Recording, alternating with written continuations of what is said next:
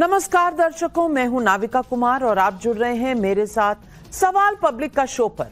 आज से संसद का शीतकालीन सत्र शुरू हो गया। सदन की कार्यवाही से पहले प्रधानमंत्री नरेंद्र मोदी ने संसद के बाहर मीडिया से करीब 10 मिनट तक बात की।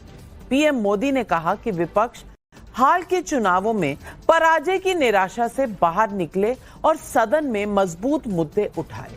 अगर विपक्ष चाहे तो वो खुद उन्हें टिप्स देने के लिए तैयार हैं कि कैसे परफॉर्म किया जाए। यहाँ ड्रामा नहीं, डिलीवरी होनी चाहिए। यहाँ जोर नीति पर होना चाहिए, नारों पर नहीं होना चाहिए। लेकिन इस देश में विपक्ष के विरोध का ट्रेंड नरेंद्र मोदी की सत्ता आने के बाद से बदल गया है।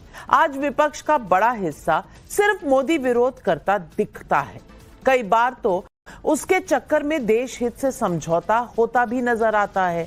जैसे अभी पाकिस्तान के साथ ऑपरेशन सिंदूर के तहत एक्शन के बाद के हालात पर, जैसे ट्रंप के बयान को लेकर, जैसे रूस से तेल खरीदने को लेकर, जैसे देश की इकोनॉमी को डेड इकोनॉमी को लेकर, जैसे लोकतांत्रिक संस्थाओं पर सवाल उठाने को लेकर। ऐसे कई उदाहरण हैं जिन्हें गिनाया जा सकता है। जबकि दूसरी तरफ देश और तेज गति से विकास करने की राह पर नजर आ रहा है। कई समस्याएं खत्म हुई हैं और कई समस्याएं और तेज गति से खत्म होने की तरफ बढ़ भी रही हैं, जिसके लिए रास्ता लोकतांत्रिक देश में संसद और विधानसभाओं से होकर ही निकलता है।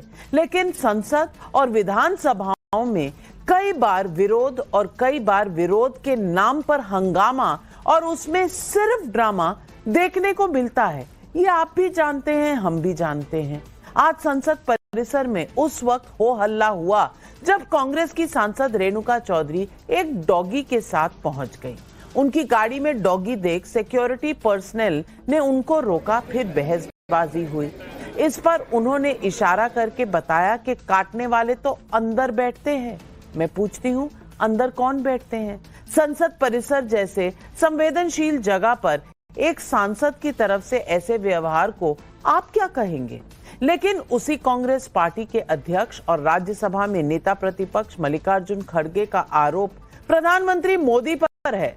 आरोप है कि मोदी ड्रामेबाजी की डिलीवरी करते हैं। जयराम रमेश का पोस्ट तो और भी हैरान करने वाला है। उन्होंने लिखा, संसद शुरू होने से पहले प्रधानमंत्री ड्रामा और डिलीवरी वाला बयान महज पाखंड है। जयराम रमेश की नजर में प्रधानमंत्री मोदी ही ड्रामेबाज हैं और ड्रामे की बात कर रहे हैं। ऐसे में पब्लिक पूछ रही है सवाल, मोदी वर्सेस विरोधी, कौन ड्रामा कर रहा है? कौन देश को डिलीवर कर रहा है? ये सवाल आज पब्लिक पूछ रही है।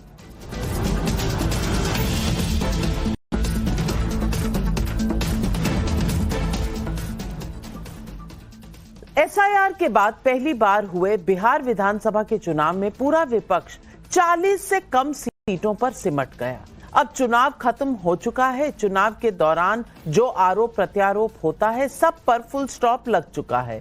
यही बात प्रधानमंत्री नरेंद्र मोदी ने आज संसद सत्र के शुरुआत के मौके पर कही। प्रधानमंत्री मोदी का संदेश बिल्कुल क्लियर था, संसद ना पराजय की बौखलाहट का मैदान बने, ना ही यहाँ विजय का अहंकार दिखे। प्रधानमंत्री सदन का नेता होता है और मोदी ने इस लिहाज से भी सांसदों से ये अपील की। लेकिन बयान पर अमल की जगह रिएक्शन हुआ। प्रधानमंत्री ने क्या कहा और विपक्ष ने क्या रिएक्ट किया, आप खुद सुनिए। कि मेरा सभी दलों से आग्रह है कि शीतकालीन सत्र में पराजय की बौखलाहट का वो मैदान नहीं बनना चाहिए और ये शीतकालीन सत्र विजय के अहंकार में भी परिवर्तित नहीं होना चाहिए। मेरा आग्रह रहेगा कि हम इन चीजों को गंभीरता से लें। ड्रामा करने के लिए जगह बहुत होती है, जिसको करना है करते रहें। यहां ड्रामा नहीं, डिलीवरी होनी चाहिए। Pollution, other issues, SIR, which are it is a huge issue for democracy. What is going on? Whether it's the election situation or the SIR, these are huge issues. Let's discuss them. Speaking about issues, raising issues is not drama.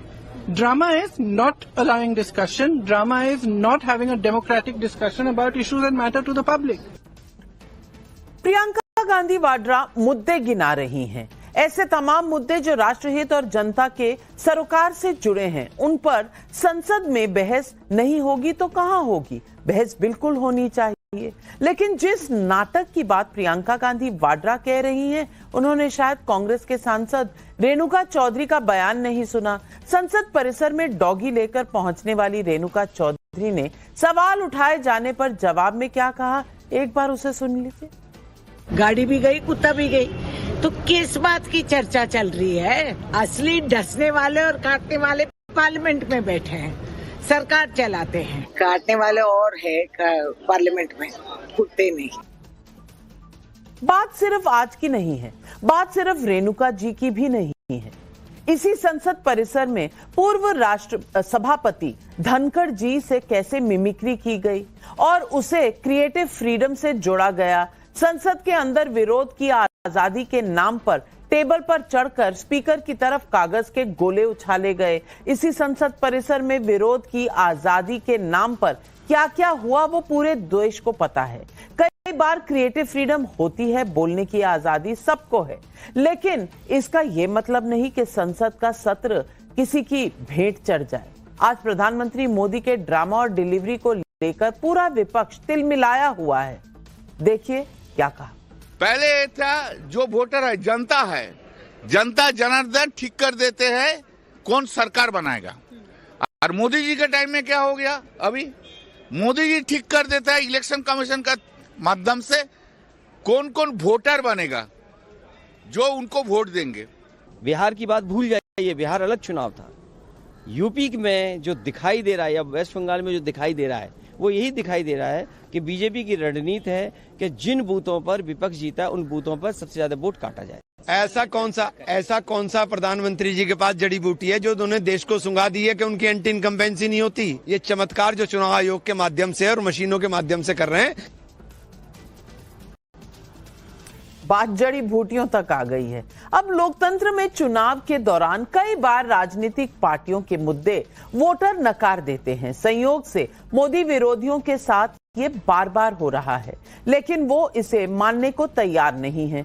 Bihar में करारी हार के बाद भी मानने को तैयार नहीं कि वोटर रिवीजन जमीन पर कोई मुद्दा ही नहीं। लेकिन राहुल गांधी के गुरुजी दिग्विजय सिंह की नजर में एसआईआर नहीं, ये सीएए है। कुछ पार्टियां इसे एनआरसी से भी जोड़ देती हैं। एसआईआर प्रक्रिया में लगे बीएलओ का सुसाइड एक बड़ा मुद्दा बना हुआ है। कई केस में सुसाइड लेटर भी सामने आया है। ऐसा क्यों हो रहा है, इसकी वजह चुनाव आयोग को जरूर खोजनी चाहिए, लेकिन इसका ये मतलब नहीं कि बिना फैक्ट के किसी निष्कर्ष पर पहुंच जाए और पूरा प्रोसेस जो देश की वोटिंग तंत्र और राष्ट्रीय सुरक्षा से भी जुड़ा है उसे रोक दें। चुनाव आयोग ने एसआईआर पर सबसे बड़ा अपडेट जारी किया। 12 राज्यों में हो रहे वोटर वेरिफिकेशन प्रोसेस में अब तक करीब 51 करोड़ फॉर्म बांटे जा चुके हैं, जो कुल वोटर्स का 99.7% है। इसमें 45 करोड़ फॉर्म डिजिटाइज हो चुके हैं। गोवा और लक्षद्वीप में तो फॉर्म बांटने का काम 100% हो चुका है। ऐसे में सवाल पब्लिक का है। सवाल पब्लिक का नंबर 1, ड्रामा और डिलीवरी, मोदी या मोदी विरोधी सही। सवाल नंबर 2, संसद से सड़क तक हंगामे के पीछे मोदी विरोधी अपनी हार को क्या छुपाना चाहते हैं। और सवाल नंबर 3, जनता से जुड़े सीधे सवालों को छोड़ विपक्ष की सुई एसआईआर पर क्यों अटक गई। ये सवाल आज पब्लिक पूछ रही है। इन सवालों के जवाब देने के लिए आज हमारे साथ जुड़ रहे हैं बीजेपी के सांसद और राष्ट्रीय प्रवक्ता डॉक्टर सुधांशु त्रिवेदी, हर्षवर्धन त्रिपाठी वरिष्ठ पत्रकार, तहसीन पूनावाला कांग्रेस के सपोर्टर हैं, पॉलिटिकल एनालिस्ट हैं, स्वयं प्रकाश पुरोहित राष्ट्रीय प्रवक्ता तृणमूल कांग्रेस के, अनुराग भदौरिया राष्ट्रीय प्रवक्ता समाजवादी पार्टी के। सबसे पहले तो मैं तहसीन पूनावाला जी आपसे पूछूंगी, अब ड्रामे की बात पर इतना कांग्रेस पार्टी तिलमिला गई है कि प्रधानमंत्री को ही ड्रामेबाज बुलाने लग गई है। मैं पूछना चाहती हूं, आज रेणुका जी को जो देखा वो क्या था, वो ड्रामा नहीं था क्या? आप डॉगी लेकर आए, मेरे को भी डॉगियों से बहुत प्यार है, लेकिन मैं दफ्तर लेकर नहीं आती उन्हें। और रेणुका जी तो दफ्तर अपने पार्लियामेंट में लेकर चली गई। उससे पहले ड्रामे हमने देखे हैं, हमने संसद के अंदर ड्रामे देखे हैं, टेबल पर चढ़ना, कागज के गोले बनाना, फेंकना। हमने तो वो भी ड्रामा देखा है ना, जो राहुल गांधी उठकर अपने कुर्सी से उधर प्रधानमंत्री की तरफ चले गए, जप्फी डाली, फिर वापस आकर बैठे और आंख मारी। ये सब ड्रामा नहीं तो क्या है? अगर प्रधानमंत्री कह रहे हैं कि यहां आप डिबेट करिए, मुद्दे उठाइए, तो गलत क्या है? नाविका जी, अव्वल तो आपके शो में मुझे शिरकत करने का मौका मिला, इसलिए आपका शुक्रगुजार हूँ। आपने रेणुका जी एक पेट अपने डॉग को गाड़ी में ले आई, तो उस पर आप आपत्ति आपकी हो सकती है, विपक्ष की या सरकार की, ठीक है। जब माननीय प्रधानमंत्री स्वर्गवासी प्रधानमंत्री अटल बिहारी वाजपेयी जी बैलगाड़ी में पार्लियामेंट में आए, अब तो नाविका जी आपने उसको ड्रामा नहीं कहा, वो तो बैलगाड़ी में आए थे ना नाविका जी। सिर्फ हंगामा करना मेरा मकसद नहीं, सारी कोशिश है कि ये सूरत बदलनी चाहिए। मेरे सीने में नहीं तो तेरे सीने में सही लगी हो आग कहीं भी, लेकिन ये आग जलनी चाहिए। हम सवाल पूछ रहे हैं कि जो आग लगी है दिल्ली के अंदर पोल्यूशन की, अगर उस पर हम बातचीत करना चाहते तो आप उसे ड्रामा कहते।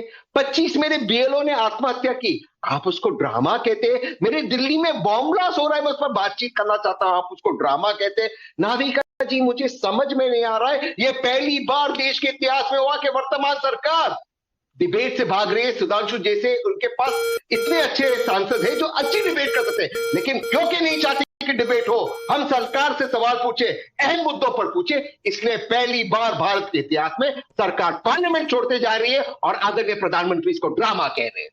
आपने बैलगाड़ी की बात कही तो ट्रैक्टर भी याद दिला दूं। हम तो तब नए नए रिपोर्टर थे जब रेणुका चौधरी जी ही ट्रैक्टर में संसद आई थी, वो भी शायद ड्रामा लगा होगा। लेकिन बैलगाड़ी का आपने जिक्र किया, ट्रैक्टर का नहीं किया। सुधांशु त्रिवेदी, क्या यहाँ नहले पे दहला की राजनीति हो रही है और वाकई संसद में किसी का इंटरेस्ट नहीं है? जनता बस मुंह खोकर ये देख रही है कि ना मुद्दे उठाए जा रहे हैं, ना मुद्दों पर डिबेट हो रही है। देखिए, पहली बात जो तहसीन भाई ने बोला, मैं कहना चाहता हूं, ये एसआईआर छोड़ के आपने जितने मुद्दे बोले, बताइए कौन से विपक्षी दल ने नोटिस दिया इन मुद्दों पे बात करने के लिए, अथवा बिजनेस एडवाइजरी कमेटी में कोई सुझाव दिया कि इन मुद्दों पे बात करें? यही अंतर है, सदन के अंदर कुछ और बोलना है और डिबेट में आकर कुछ और बोलना है। रही बात आज की घटना की, तो मैं ये कहना चाहता हूं नाविका जी कि विपक्ष की वो सांसद जो ऊंचे स्वर में कर्णवेदी अट्टहास के लिए बहुत विख्यात हैं, उनके मन में आज डॉग लवरई इतना जाग गई, लवर से लवरई वाली बात, डॉग लवर है। उनका कहना है रास्ते में जा रहा था तो मेरे मन में बड़ी हृदय में करुणा उत्पन्न हो गई, संवेदना उत्पन्न हो गई और कार में बैठा के ले आई। मगर मैं कहना चाहता हूं, एक कहावत है कि हमारे यहां माना गया कि जब कलयुग बहुत चरम पे पहुंच जाएगा तो धनी मानी लोगों की रुचि गाय जैसे देवतुल्य पशु की सेवा में न होकर कुत्ते जैसे पशु की सेवा में होगी, जो शमशान के देवता भैरव का वाहन माना गया। इस पे मुझे बचपन में एक पैरोडी की कविता की एक पंक्ति याद आ गई नाविका जी। वो कहता है कि आज की अभिलाषा किसी पशु की क्या होगी, कि मानुष हो तो वही कवि चोंच बसूं सिटी लंदन के किसी द्वारे, और जो पशु हो तो बनूं बुलडाग चढ़ूं नित कार पे पूछ निकारे। वाह साहब, क्या कुत्तों के प्रति संवेदना है। और आगे क्या बोल दिया गया कि नहीं नहीं, ये काटने वाले नहीं है, काटने वाले कोई और बैठे हैं। तो हमारे जो विपक्ष के लोग हैं, बता दें काटने वाले शब्द किसके लिए बोला गया? इधर वाले सांसदों के लिए, उधर वाले सांसदों के लिए, या सारे सांसदों के लिए? और मैं नाविका जी एक ड्रामे के लिए और कहना चाहता हूं, यह ड्रामा नहीं था बताइए। अच्छा ये बताइए, राष्ट्रपति उपराष्ट्रपति की मिमिक्री करना, नहीं वो ड्रामा तो था नहीं। वक्फ बोर्ड की मीटिंग में जेपीसी में पानी की बोतल फेंक देना, वो भी ड्रामा नहीं था। वक्फ बोर्ड की वोटिंग के दिन रात में पैजामा और टी शर्ट पहन के संसद में आना, वो भी ड्रामा नहीं था। ईश्वर के नाम की शपथ नहीं ली राहुल गांधी जी ने, मगर भगवान शंकर और गुरु नानक देव जी की फोटो लेके यू यू यू यू करना सदन के पटल पर, वो भी ड्रामा नहीं था। और पिछले संसद के सत्र के दौरान और गले में सब्जियों की माला पहन के आना, वो भी ड्रामा नहीं था। टेबल के ऊपर चढ़ के नृत्य करना, ये राज्यसभा में हुआ। माइक उखाड़ना, ये भी ड्रामा नहीं था। और पिछले संसद सत्र में जो अभी दिखाया गया, प्रधानमंत्री जी के गले पड़ने के बाद अपनी सीट पर बैठकर अखियों से गोली मारे का जो इशारा करना, यह भी ड्रामा नहीं था। तो मुझे लगता विपक्ष के लिए मुझे वो पंक्ति ध्यान आती है जब ये ड्रामे को लेके बात करते हैं कि पल भर में ये तोला है, पल भर में यह है माशा, और कहते ये तमाशा है और खुद ही है तमाशा। बिल्कुल सही बात है। ड्रामा और तमाशा देखने को मिला है और मैंने वो तमाम तस्वीरें चलाई हैं जो दर्शकों को याद है, एक से एक बढ़कर ये तस्वीरें हमने चलाई हैं, क्योंकि हमें संसद में यही दिखता है, ड्रामा नहीं है।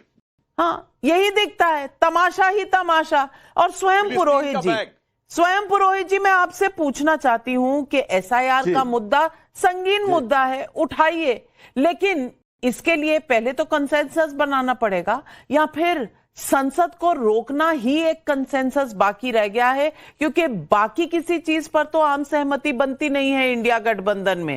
आप चाहते हैं राहुल गांधी हटे, अखिलेश जी चाहते हैं राहुल गांधी हटे, लेकिन राहुल गांधी जी हैं कि वहां चले हुए हैं, आम आदमी पार्टी निकल गई, इंडिया गठबंधन में और किसी चीज पर सहमति नहीं है, बस संसद ना चले यही सहमति नजर आती है। मैं पूछती हूं क्यों?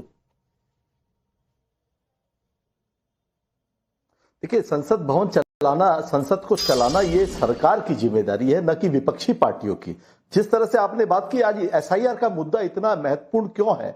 मुरादाबाद में जो व्यक्ति सर्वेश कुमार जिनकी बेटियां हैं, वो व्यक्ति रात को अगर वो सुसाइड कर रहा है और सुसाइड करने के बाद उसका वीडियो लीक होता है और देश के प्रधानमंत्री बोल रहे हैं कि ड्रामा हो रहा है।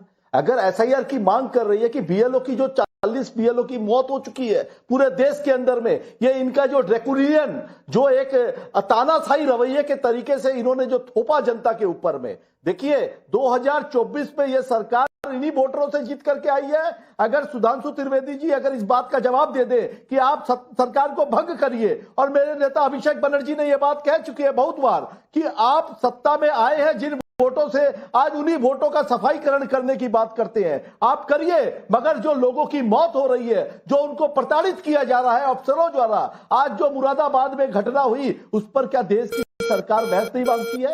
क्या दिल्ली के लाल किले के ऊपर जो बम धमाका हुआ, पहलगाम में घुसपैठिए घुसे, गृह मंत्री जी जो घुसपैठिए करते हैं, उनके बारे में जो बात करनी चाहिए उसके लिए क्या जगह नहीं है संसद भवन? उस मुद्दों पर बात नहीं करेंगे। देखिए, संसद भवन में इन्होंने जानबूझकर ऐसा किया है। देश जब आजाद हुआ 1947 में, नेहरू जी की जब पार्लियामेंट चलती थी, करीबन 135 दिन बहस होती थी, मगर आज वो स्थान आ गया है 55 पर।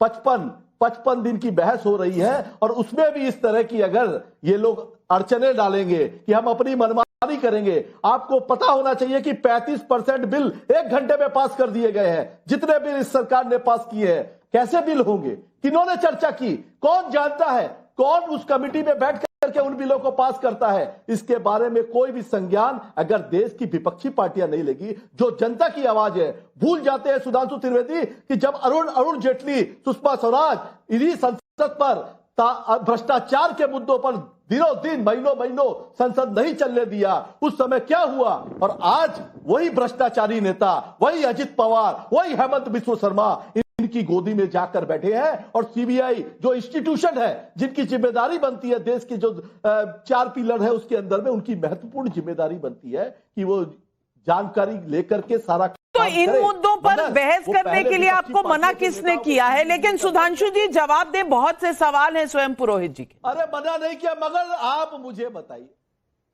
जी देखिए नविका जी देखिए, पहली बात जो इन्होंने जवाब बात कही, पुरोहित जी आपकी पार्टी के नेता संसदीय दल हैं राज्यसभा में, डेरेक ओब्रायन, जिन्होंने किताब खींच के मारी, फेंकी सदन के पीठ की तरफ।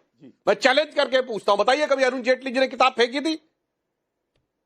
साहब, विरोध करना अपनी जगह है, कारण यह है कि भाई आप चर्चा नहीं कराते थे। कितनी बार सुषमा स्वराज जी और आपने अरुण जेटली जी का वेल में खड़े हुए फोटो है, दिखाइए कभी। खड़े होकर विरोध करना अलग चीज है, पर किताब फेंकना, एक पार्टी नाम नहीं ले रहा, उसके संसदीय दल के नेता टेबल पे खड़े होकर नृत्य किए हैं, उन्होंने माइक तोड़े हैं और माइक तोड़ के सभापति की तरफ फेंके हैं। इस ढंग की चीजें समझिए, मार्शल्स को खड़े होना पड़ा कि किताबें फेंकी जा रही है, सभापति को लग न जाए। और वो किन किन लोगों ने किया है?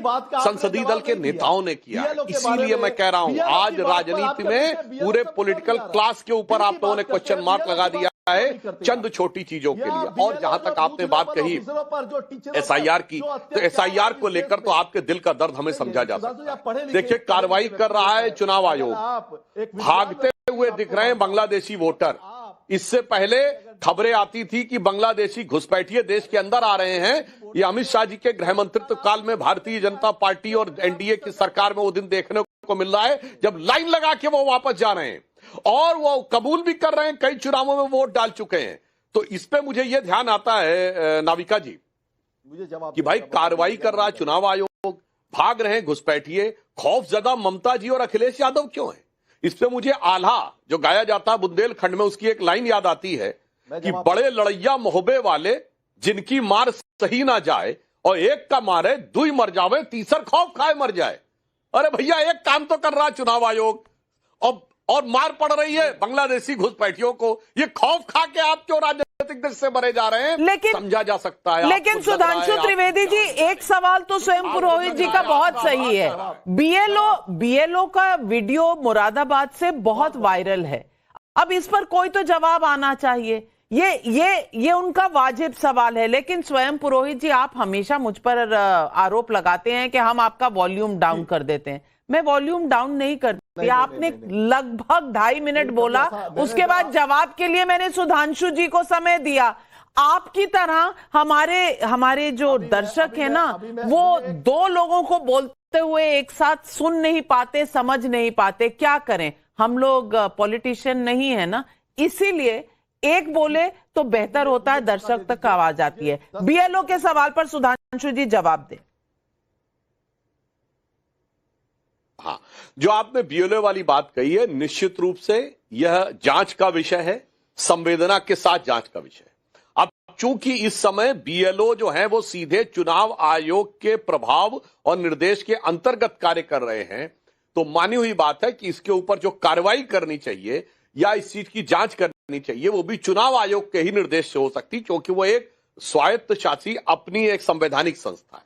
तो मानी हुई बात है, यह विषय संवेदनशील है। ये जांच भी होनी चाहिए कि यह वातावरण क्यों उत्पन्न हो रहा है, इसके अंदर कितना यथार्थ है और किसकी तरफ से दबाव है, किस प्रकार की स्थितियां हैं।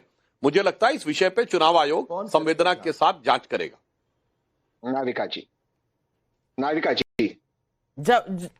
पहले पुरोहित जी, फिर तहसीन भाई आ रही हूं। पुरोहित जी।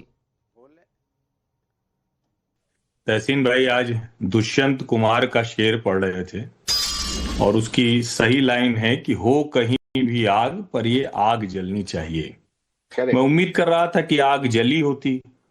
रेणुका चौधरी ने संसद की अवमानना कर दी और किसी की आग नहीं लगी। कोई चीख नहीं रहा है, कोई नहीं बोल रहा है कि ऐसे सांसदों को जिस तरह से तुलना की है, उसके बाद तो संसद के बाहर प्रदर्शन करना चाहिए था नेता प्रतिपक्ष को। भैया, आप तो कहते हैं कि मोदी जी तो सुन नहीं रहे हैं, राहुल जी तो बड़े जागरूक हैं, तो आग तो कहीं जलनी थी लेकिन नहीं जली। और इतनी मतलब जिस तरह का काम रेणुका चौधरी ने किया है, उनको तो बुलाकर उनके खिलाफ प्रोसीडिंग करनी चाहिए थी। अब मैं नहीं जानता हूं कि ऐसा दुस्साहस किसी ने कभी किया है क्या, लेकिन रेणुका चौधरी जी ने वो कर दिया, पहला। दूसरा, जो स्वयं प्रकाश पुरोहित जी ने किया, कितने खतरनाक तरीके से ड्रामे का चरम है ये। कहां से आए हैं ज्ञानेश कुमार, हम लोग ही जानते हैं। अरे भाई, शर्म कीजिए थोड़ा सा, कहां से नहीं आए हैं।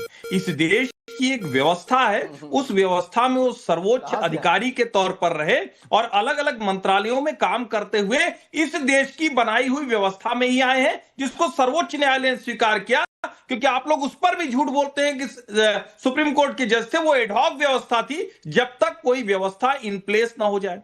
अब सबसे महत्वपूर्ण बात, जिस वोट चोरी की बात कर रहे हैं, उस वोट चोरी पर आप में से कितने लोग ये बात बोल रहे हैं कि एसआईआर ना नाम जोड़ने की प्रक्रिया है ना नाम काटने की प्रक्रिया है? क्यों ये ड्रामा करते हैं कि नाम कट जाएगा या जुड़ जाएगा? नाम काटने जोड़ने की प्रक्रिया तो है ही नहीं।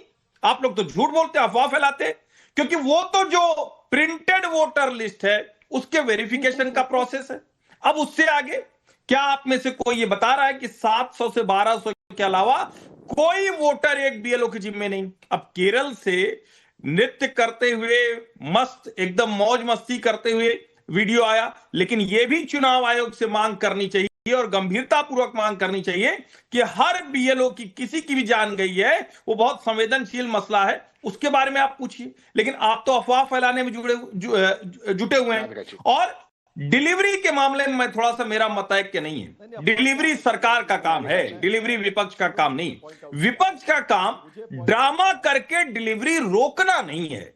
ये थोड़ा सा अंतर समझना पड़ेगा। डिलीवरी सरकार को करना है, उसके लिए प्रधानमंत्री नरेंद्र मोदी को तीसरी बार मैंडेट मिला है। लेकिन डिलीवरी हो, उसके लिए ड्रामा करके रोड़ा ना अटकाया जाए, वरना सच में बहुत सही बात कही हर्षवर्धन त्रिपाठी जी ने। और तहसीन पूनावाला जी, इससे पहले कि आपके पास आऊं, पहले अनुराग भदौरिया जी।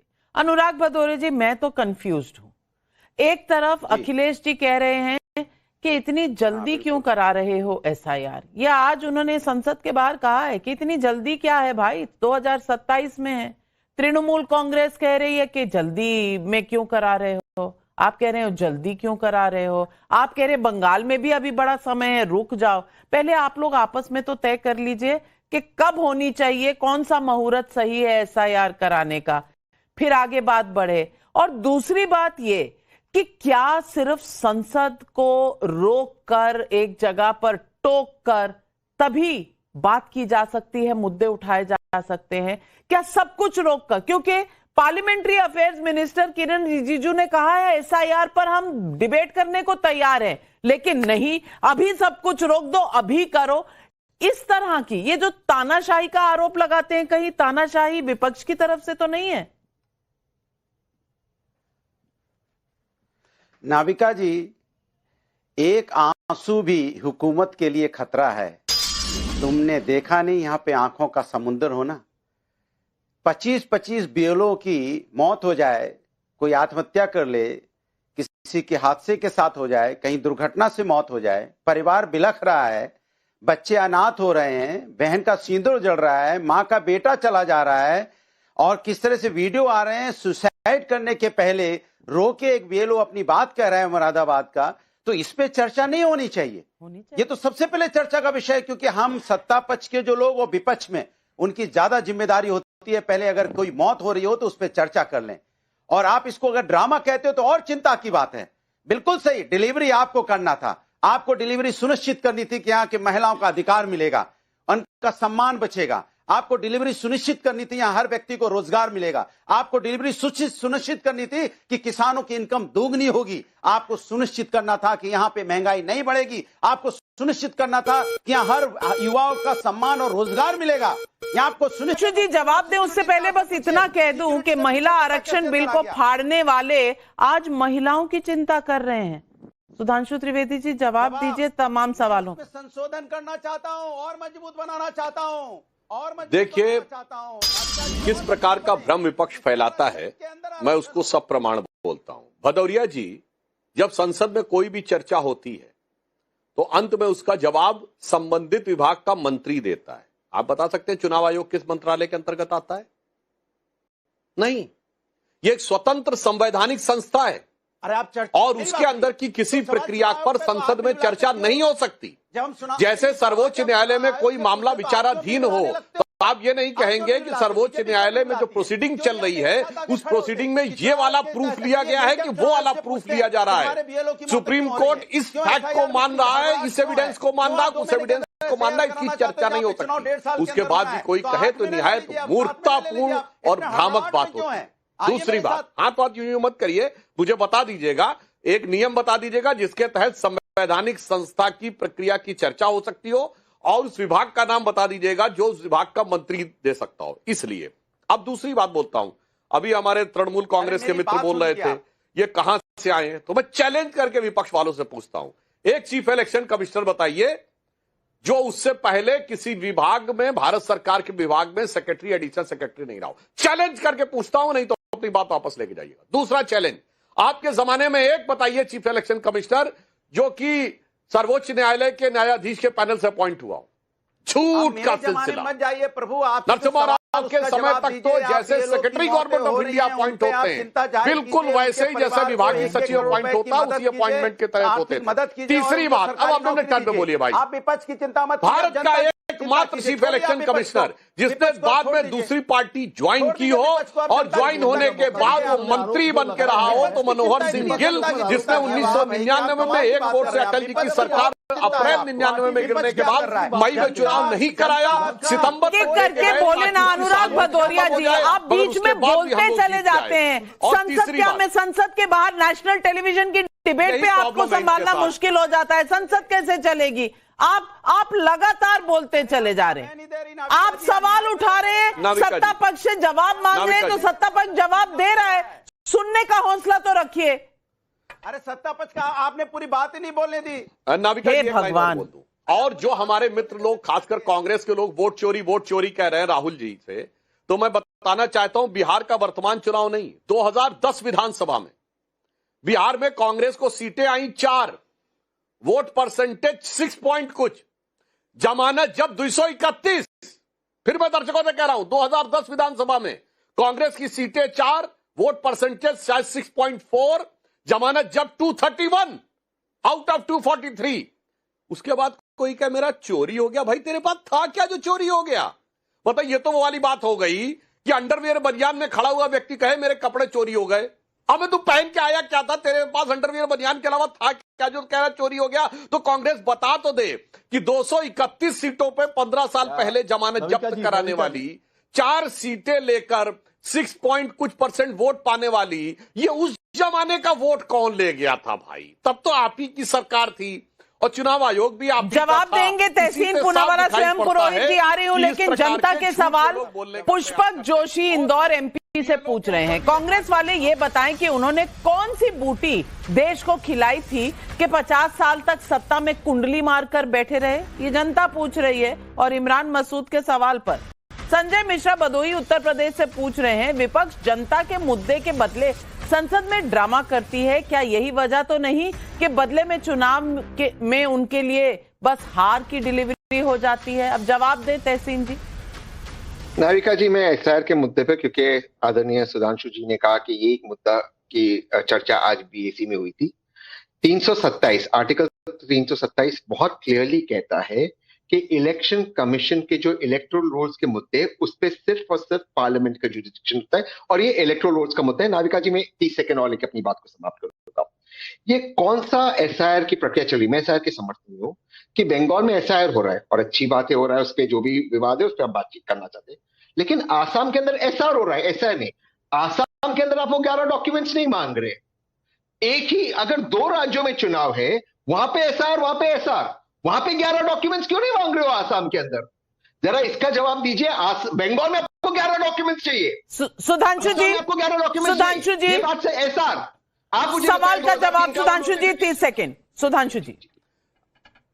बिल्कुल तहसीन भाई, आप जैसे पढ़े लिखे और प्रबुद्ध प्रवक्ता से मैं ये उम्मीद नहीं करता था। असम अकॉर्ड के बाद से 1983 के IMDT एक्ट के बाद से असम बिल्कुल एक अलग कैटेगरी में फॉल करता है। इसलिए असम के अंदर जो वोटर रिवीजन होगा, वो अभी SIR का मुद्दा अभी आया है। असम में यह विषय 30-40 साल से है, इसलिए वो उस व्यवस्था के तहत, और आपकी सरकार के समय में हुआ था मेरे भाई। कम से कम आप लोगों को ये बात बोलनी चाहिए। और मैं एक बात और कह दूं, जिन लोगों के दिल में, मैं मान रहा हूं, संवेदना के साथ हमें बात करनी चाहिए कि BLO के साथ जो कुछ हुआ है, मगर ये लोग की संवेदना कभी जागृत नहीं होती थी। अब चुनावी हिंसा में दर्जनों लोग मारे जाते थे। बिहार में पूरा चुनाव हो गया, एक गोली नहीं चली, और एक जमाने में कट्टों की झड़ी लगी रहती थी। 80 लोग बिहार में मारे गए हैं चुनाव की हिंसा में, 80 लोग तक। उस समय कोई कुछ नहीं बोलता था।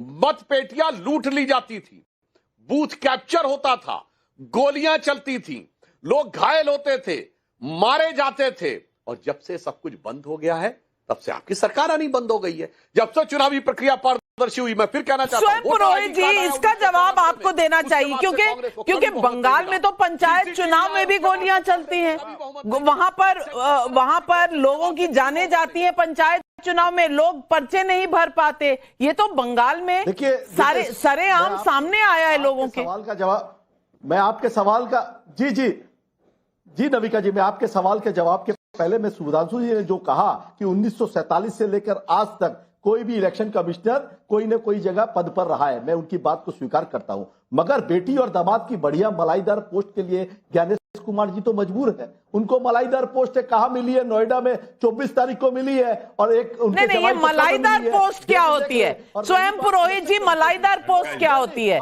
नोएडा की पोस्ट मलाईदार होती है, मुख्यमंत्री की पोस्ट मलाईदार नहीं होती। ये कौन सा? नहीं, माफ कीजिए, आप उनके बारे में कह रहे हैं जो प्रोफेशनल्स है, जिन्होंने यूपीएससी का एग्जाम देकर जो सिलेक्शन हुई है। आप कह रहे हैं नोएडा का पोस्ट मलाईदार है, तो मुख्यमंत्री का पोस्ट भी मलाईदार है। यहां हम मलाई तोलने बैठे हैं क्या, हर्षवर्धन त्रिपाठी जी? नहीं नविका जी, आज डिबेट में लगातार स्वयं प्रकाश पुरोहित भारत के संघीय ढांचे का अपमान कर रहे हैं, लगातार ये अपमान कर रहे हैं। ज्ञानेश कुमार जी के बेटियों के, उनके दामाद के बारे में कांग्रेस के आईटी सेल ने बाकायदा हेट कैंपेन चलाई। स्वयं प्रकाश पुरोहित अब उसी काम को आगे बढ़ा रहे हैं। क्या वो लोग किसी ऐसी कृपा पर बने हैं? क्या कोई ऐसा उसको सरकार ने कहा कि नहीं ठीक है, ये लोग कहीं बिना पढ़े लिखे कहीं किनारे पड़े हुए थे और उनको आईएएस की कुर्सी पर बैठा दिया? कम से कम बोलते हुए थोड़ा ख्याल रखना चाहिए। जनता आप लोगों को सुनती है और इसीलिए लगातार आपके ऊपर भरोसा कम हो रहा है। आप लोग किसी भी तरह के कुतर्क पर, क्योंकि आज के समय में किसी भी घटना की जानकारी 30 सेकंड में सामने आ जाती। आप ये कह रहे हैं कि आईएएस को कोई डीएम की पोस्टिंग क्यों मिल गई?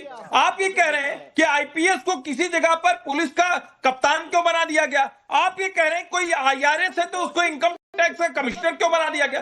थोड़ा तो अरे भाई, सब एग्जाम कर देकर आए हैं, कहीं ना कहीं उनकी पोस्टिंग होगी। ये आप थोड़ी तय करेंगे बैठकर। मलाईदार पोस्ट में बैठे, ये किस तरह की भाषा है? Swayam Purohit ji, I strongly object to this conversation. सवाल कुछ जनता के और है। अनुराग भदौरिया, आप सुनिए सवालों को, क्योंकि यूपी के सवाल है। हिमानी सिंह प्रयागराज से पूछ रही हैं, तृणमूल कांग्रेस पश्चिम बंगाल में एसआईआर का विरोध कर क्या घुसपैठियों के भरोसे पर अपनी सत्ता बचाए रखना चाहती है? शांतिलाल नौलखा मैसूर से पूछ रहे हैं, एसआईआर के बाद बांग्लादेशी घुसपैठिए क्यों भाग रहे हैं, लेकिन दर्द ममता से लेकर अखिलेश को क्यों हो रहा है? खुशहाल गुप्ता फरीदाबाद हरियाणा से पूछ रहे हैं, ये फैक्ट है कि संसद चलाना सरकार की जिम्मेदारी है, लेकिन विपक्ष का काम आखिर है क्या? सवालों के जवाब देखिए हाँ, जवाब दे रहा हूं। देखिए, अभी सुधांशु जी ने बोला कि भाई एक भी गोली चली क्या? अरे गोली चलाने वाले सबको तो आप माफियाओं को टिकट दे दिया। अनंत सिंह तो वहां पे माफिया लड़ रहे थे और उनपे हत्या का आरोप लगा, जेल चले गए, जेल से जीत भी गए। गोली चली क्या? जिससे सिवान में चुनाव के दौरान गला रेत की हत्या हो गई एएसआई की, गोली चली क्या?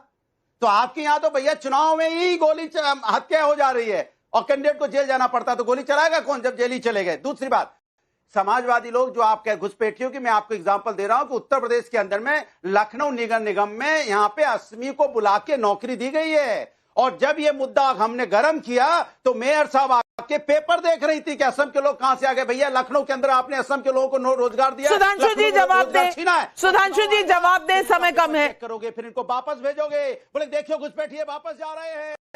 भदौरिया जी ने कितनी सहजता से स्वीकार कर लिया कि वो लोग घुसपैठिए जो हैं वो फर्जी दस्तावेजों के आधार पे आके नौकरी भी पा सकते हैं।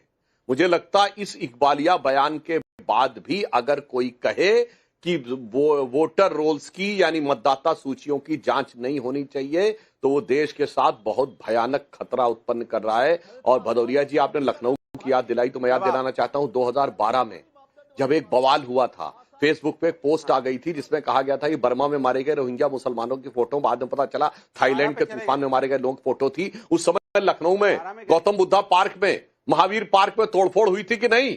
भगवान बुद्ध की मूर्ति भी क्षतिग्रस्त हुई थी, भगवान महावीर की मूर्ति भी क्षतिग्रस्त हुई थी।